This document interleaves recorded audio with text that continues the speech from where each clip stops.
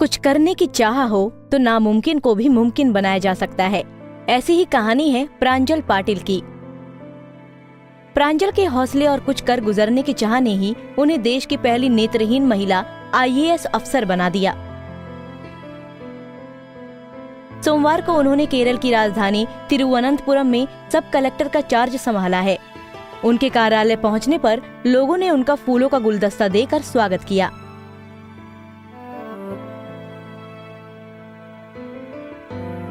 प्रांजल महाराष्ट्र के उल्हासनगर की हैं। साल 2016 में उन्होंने UPSC की परीक्षा पास की, जिसमें उनकी 773वीं रैंक थी। लेकिन सब कलेक्टर के पद तक का सफर इतना आसान नहीं था। महाराष्ट्र के उल्हासनगर में रहने वाली प्रांजल की आंखों की रोशनी बचपन से ही कमजोर थी। जानकारी के अनुसार प्रांजल जब सिर्फ 6 साल की थी, जब उनके एक सहपाठी ने उनकी एक आंख में पेंसिल मारकर उन्हें घायल कर दिया था।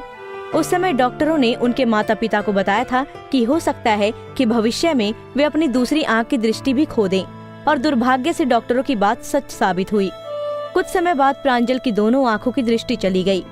जिंदगी में हुए इतने बड़े बदलाव के बाद उन्होंने हिम्मत नहीं हारी और वो आज हर किसी के लिए मिसाल बन गई। प्रांजल के माता पिता ने कभी भी उनकी नेत्रहीनता को उनकी शिक्षा के बीच आड़े नहीं आने दिया।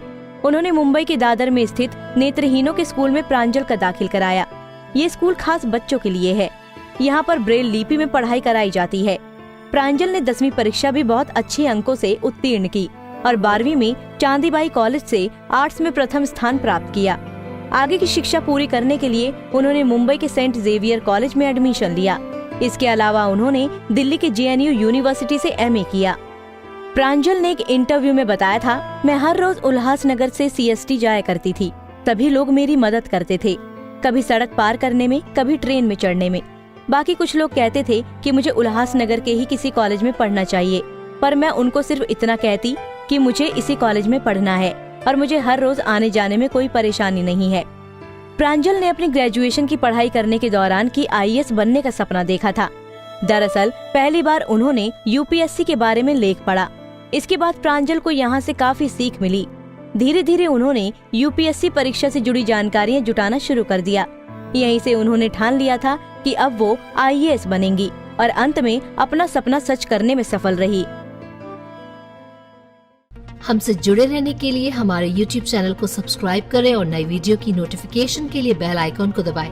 अगर आप ये वीडियो Facebook पर देख रहे हैं तो लाइक जरूर करें और ज्यादा से ज्यादा शेयर करें। धन्यवाद।